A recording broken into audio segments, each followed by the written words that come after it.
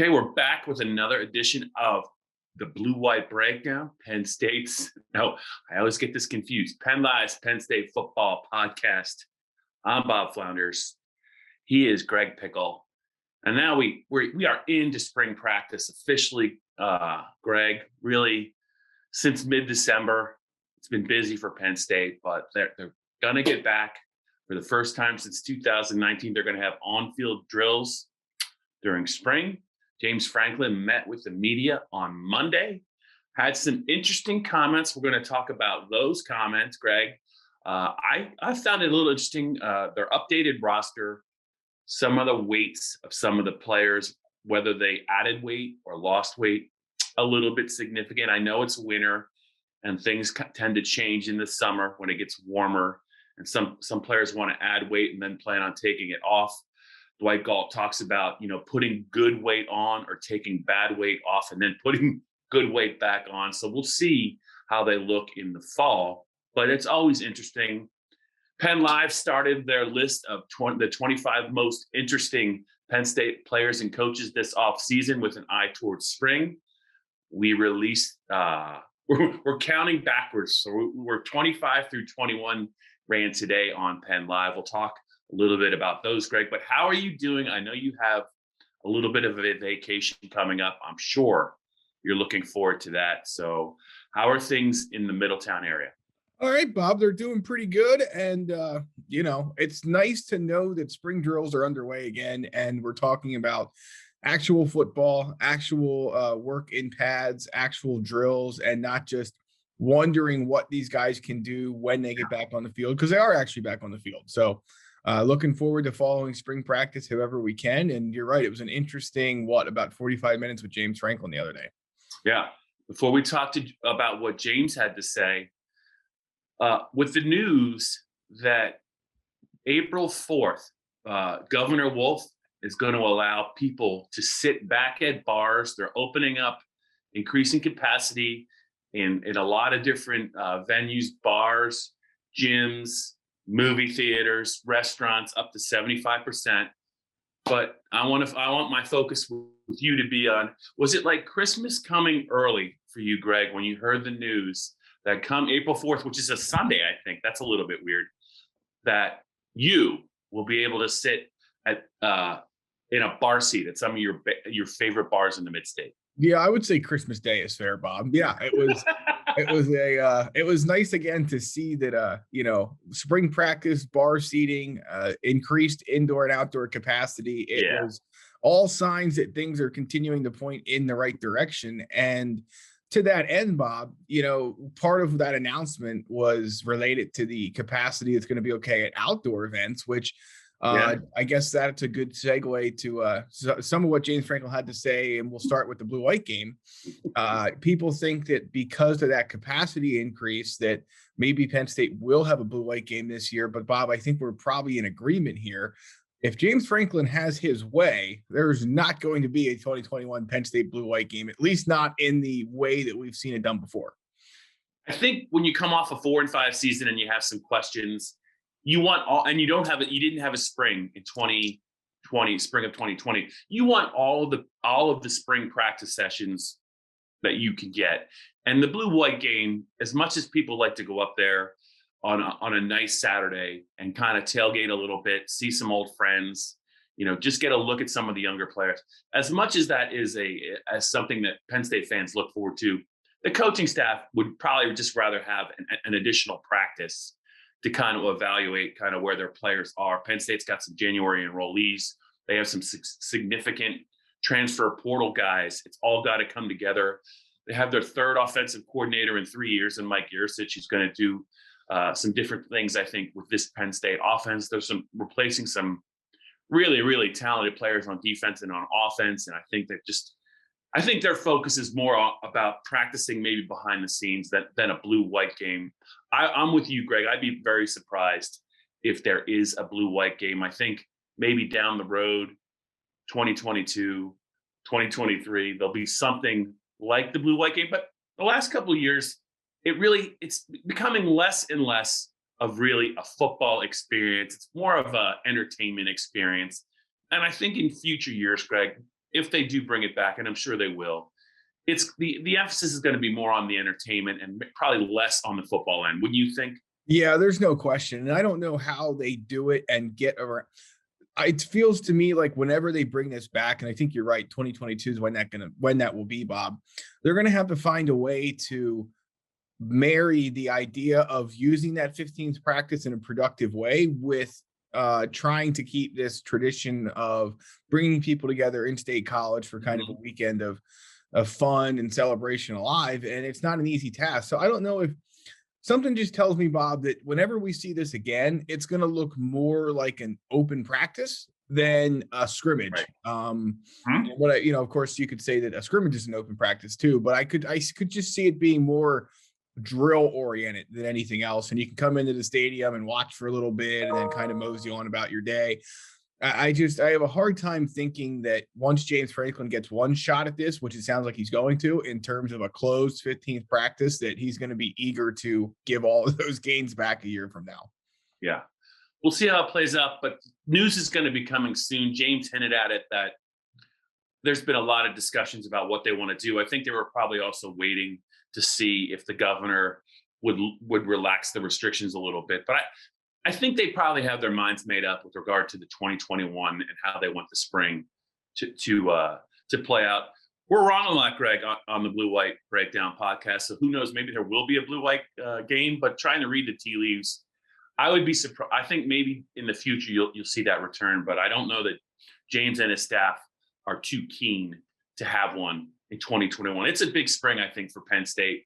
And just moving along in regard to that, Greg, James gave some thoughts, I think, on the quarterback picture on Monday. He talked about Noah Cain's health. Noah Cain lasted all of 3 carries in 2020 before he got hurt at Indiana. He gave a little bit of an update on Noah. He talked a little bit about the interior of the offensive line. There was at least one intriguing position switch for me, a young defensive player who's making a switch. I'm sure you had some takeaways as well, Greg, but what of the news, if you would call it that, what piece of information jumped out the most to you when James was giving this kind of state of the union during Penn State spring football? Yeah, I mean, I think you make a good point that when you look at the defensive end and linebacker picture, Bob, the move of Zariah Fisher, it's like it's not exactly robbing Paul to pay John, but those numbers at both defensive end and linebacker. You didn't pay Paul. Yeah, Paul, John, whomever, Peter. It really makes no difference, but I'll try and get that right for future episodes. But yeah, I mean, I think that he just kind of grew out of being a linebacker, but they need numbers at defensive end and at linebacker. So they must have felt pretty strongly that he needed to move. So you're right. I thought that was interesting. No one moving to safety at this point in time. That was another thing I thought was of note. I thought that maybe they would slide a cornerback there at this point in time. It doesn't sound like they're going to do that, but what it does sound like they're going to do, Bob, is try and find a transfer portal quarterback. And, on one hand, the fact that James Franklin admitted that I thought was interesting. And on the other hand, it's almost like you look at the quarterback scholarship situation and say, well, yeah, they have to try and add one because they only have 3 right now. And as we saw with the running back room, it does not take long for 3 to become, not enough. And I obviously understand that you're probably not going to run into as many injuries and stuff at quarterback as you will at other positions. But, they almost, even if it's not, at one point, I think we all kind of assumed that if they were going to get somebody in the portal, Bob, it'd be only someone who could win the starting job.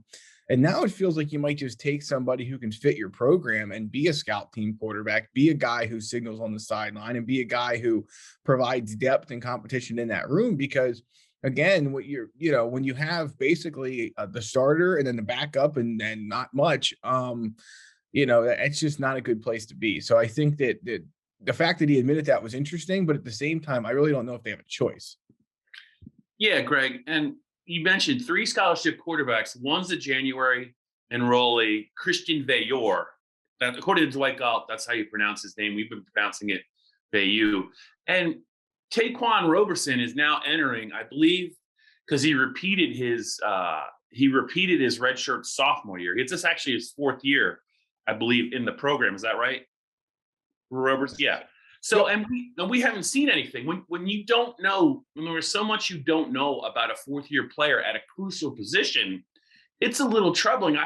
We're talking about our list, PennLive's list of the most interesting Penn State players and coaches kind of heading into spring and maybe continuing into August camp. Taquan Roberson has to be on that list, and he is, just because I have to think this is just a huge spring for him. This is his third year on campus. Third year. Okay. Third year. Yep. Okay. Mike Ursuch, Mike Ursuch really, needs to take a long, hard look, I think, at him, because he's got to, if he wants to have a quarterback he's going to run, you have to believe that your second string quarterback can come in and play well enough to keep you in a game. And we just don't know. We haven't seen enough about him. And I think you'll see how what Penn State does in the transfer portal with regard to the quarterbacks after spring will probably tell you all they need to know, all we need to know about what they think of Roberson, because more so than I think than the January enrollee, I think they really have to have a lot of confidence that he could come in and play a series or two or a game or half a game if Sean gets banged up. And that's why I think the transfer of Will Levis is really significant, because they could I think stay in a lot of games in Big Ten games with him at quarterback. I think he was only going to get better. So yeah, I think the quarterback picture is as murky as it's ever been, probably during Franklin's time at Penn State. I'm sure, Greg, though, they feel a lot better about the running back picture with what they have back, plus the addition of John Leavitt from Baylor. Having said that, though, their most talented back, Noah Cain, I don't know that James was asked about his health. It was a lower leg injury at Indiana after he had such a great true freshman year in 2019. Right. I just think that I think that you got to err on the side of caution with Noah Cain. They pretty much know what they have in him. He said maybe halfway through spring we're going to know.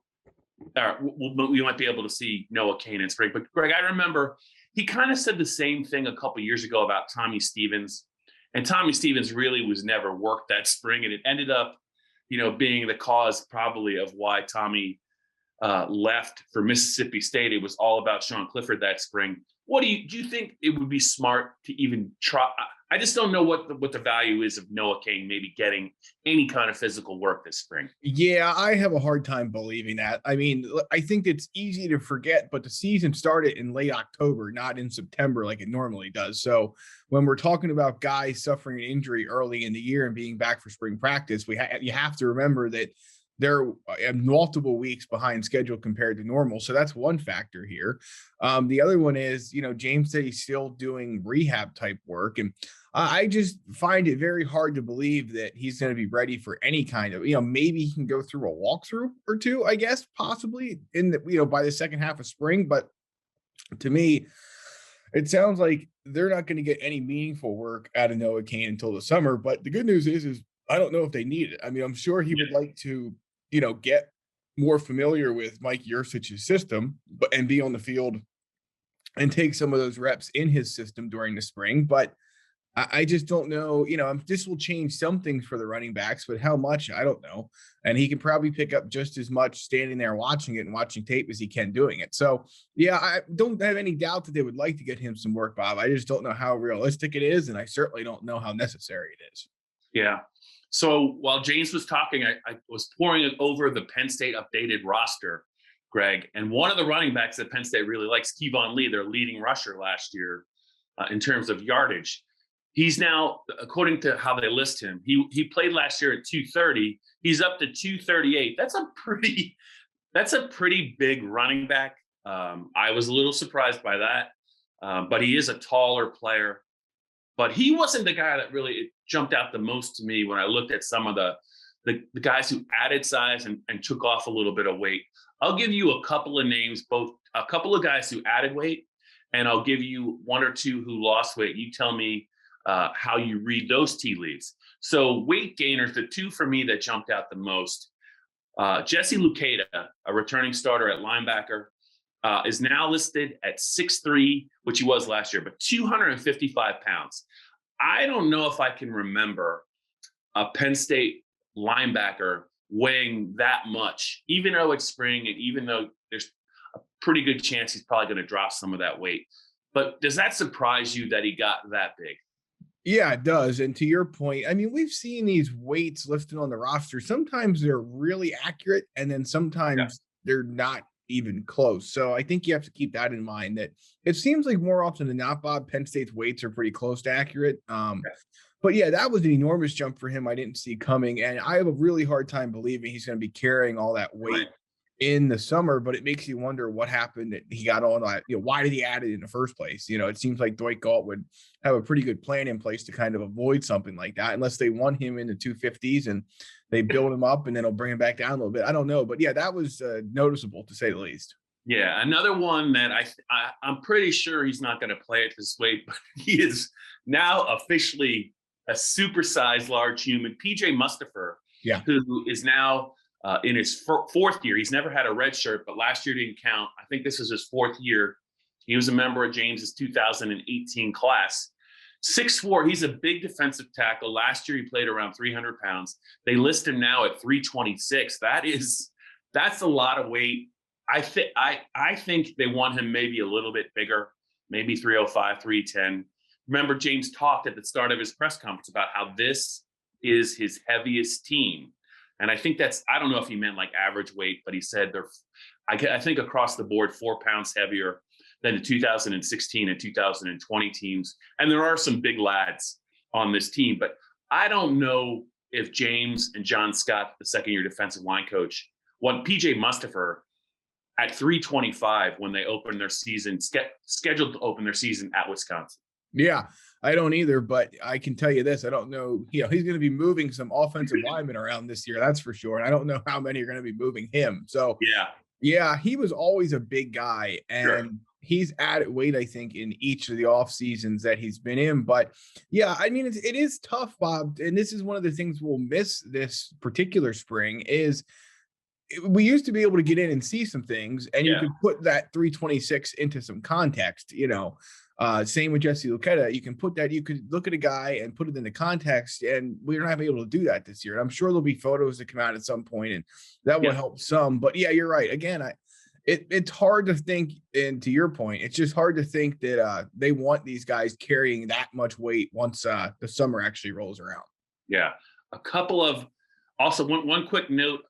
We've always talked about Parker Washington built like a running back as a wideout, and he's just this, everyone thinks of him, and they list him at 5'10", Greg, and they probably think of him as a small player, but he's a powerfully built slot receiver, very tough to bring down. You can't really arm tackle him, very quick in space. Last year, they listed him at 5'10", 205, up to 210 now. Let's see if he can hold that weight, but that is almost ideal running back size. So we'll see if he can hold that weight. And Greg, I want to talk about at least one player that dropped some weight, Hakeem Beeman, who is one of our most interesting Lions this year, entering spring, considering he plays defensive tackle. He was in the mid to high 290s, according to Penn State's, roster late in 2020. They list him now at 269. What do you make of that?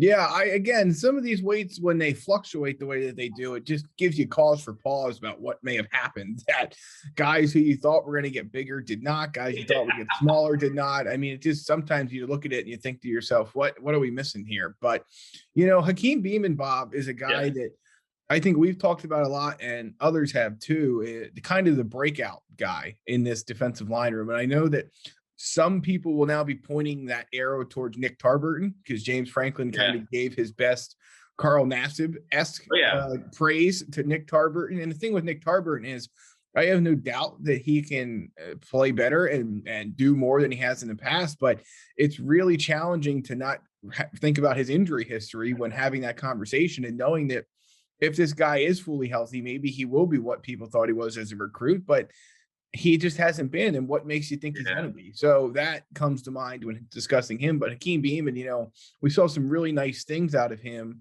during the 2020 season in limited action. I can only imagine what he's going to do now that his plate will be fuller, even with Derek Tangelo in. So, yeah, that was interesting to see too.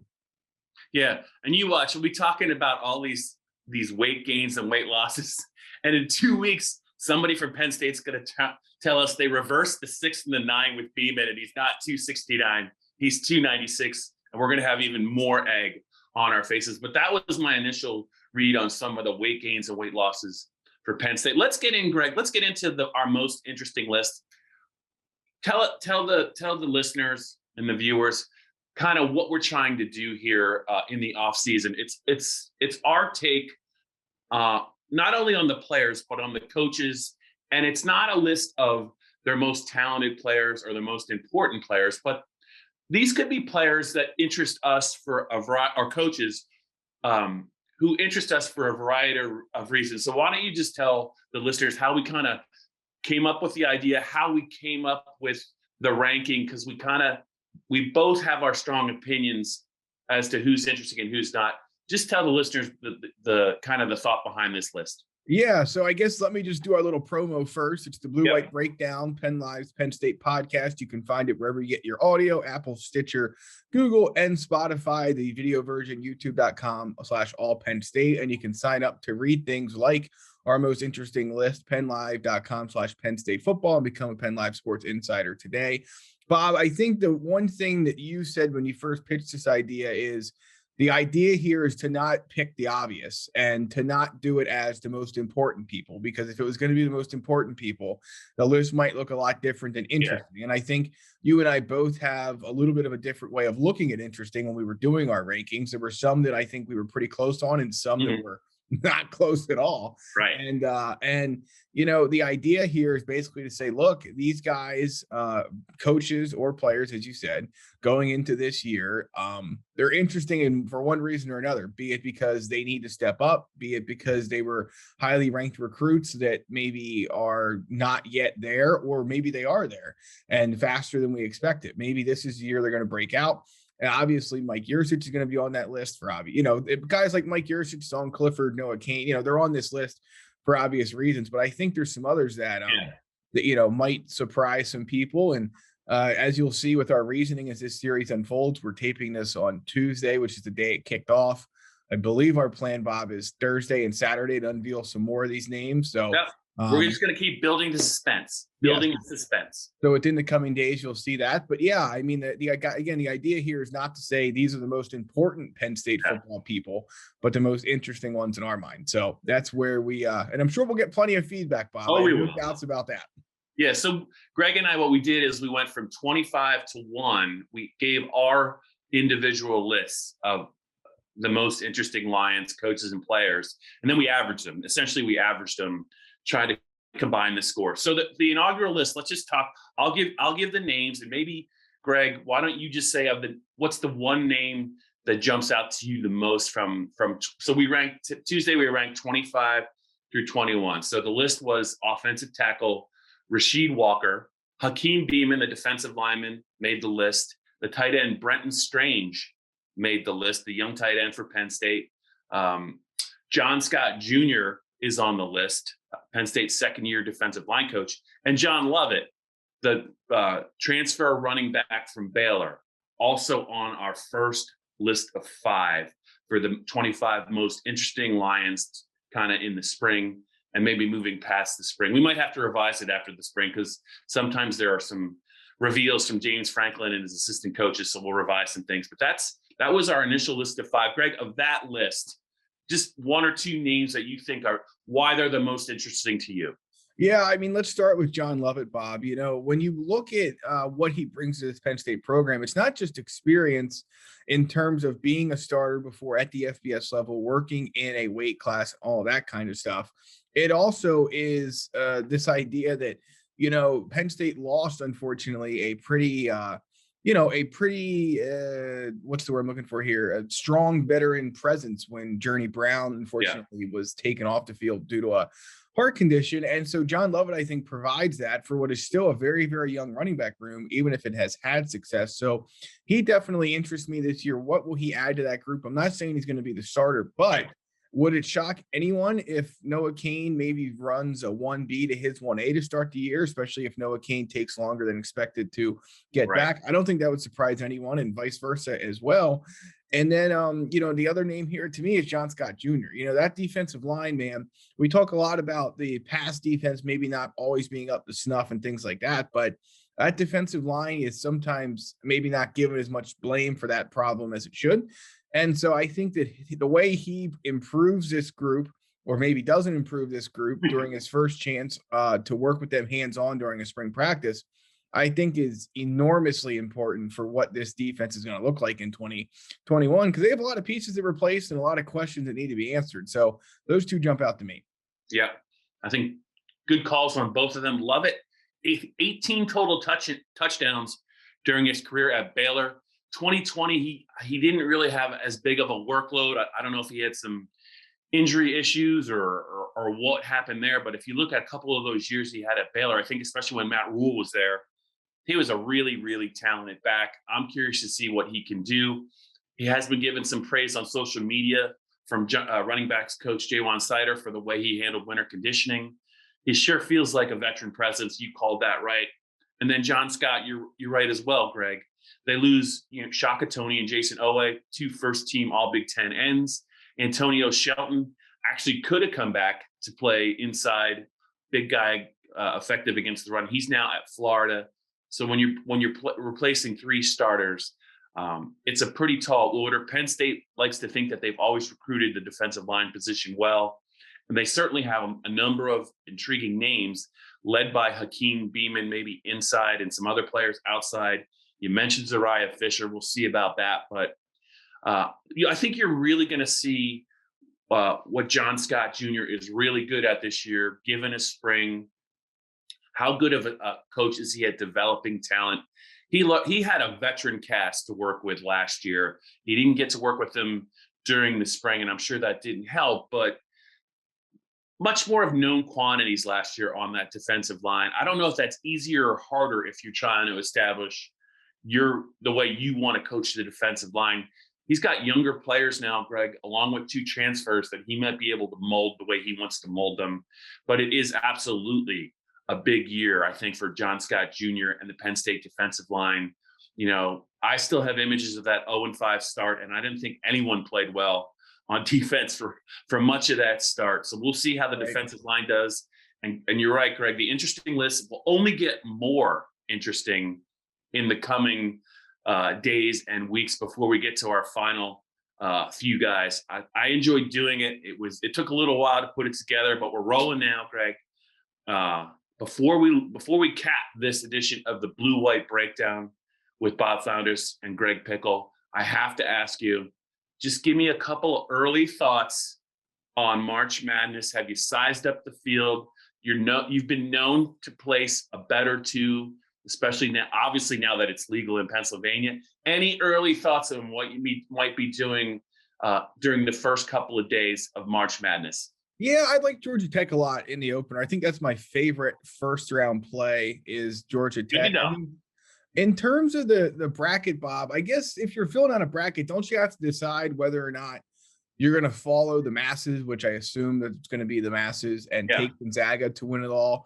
And if not, I think you just go off the beaten path and hope like heck that you're right. I feel like if you just run Gonzaga, I mean, maybe this year is all chalk. But it's just between the COVID possibilities and things like that, it is a difficult, to me, it is a very difficult year to try and project, a lot of this stuff. Yeah, I think everyone feels good about the 1 seeds, but maybe unlike years past, and of course the Big Ten's well represented. But yeah, to me, Georgia Tech's the one that jumps out to me the most, and Villanova too. Winthrop's going to be the trendy 5-12 upset. Good luck. I don't think so. I know Villanova has some injury problems and things like that, but I will be backing the Wildcats to make it through to the round of 32. They're not going to beat Baylor. They're not, so, and that I guess wouldn't be, they would draw the winner of Purdue and North Texas. I don't think they can beat Purdue, but and they certainly won't get past Baylor, assuming Baylor gets out to the Sweet 16. But yeah, Winthrop's going to be the trendy 12-5. No, thank you. Villanova and the Georgia Tech Yellow Jackets. Noted. I have a funny feeling I might be rooting for them as well then. So, Greg, it's been great chatting with you. I hear you might have a little downtime coming up. Very much well earned. Penn State spring practices are kicking off. Hopefully we'll get some more updates from some assistant coaches and some players about how things are going up at Penn State. We'll probably have some definitive word on the blue and white game, maybe by this time next week, or probably 10 seconds after we post this podcast. But Greg, always a pleasure. Enjoy the tournament. Enjoy your time off, and I'll talk to you soon.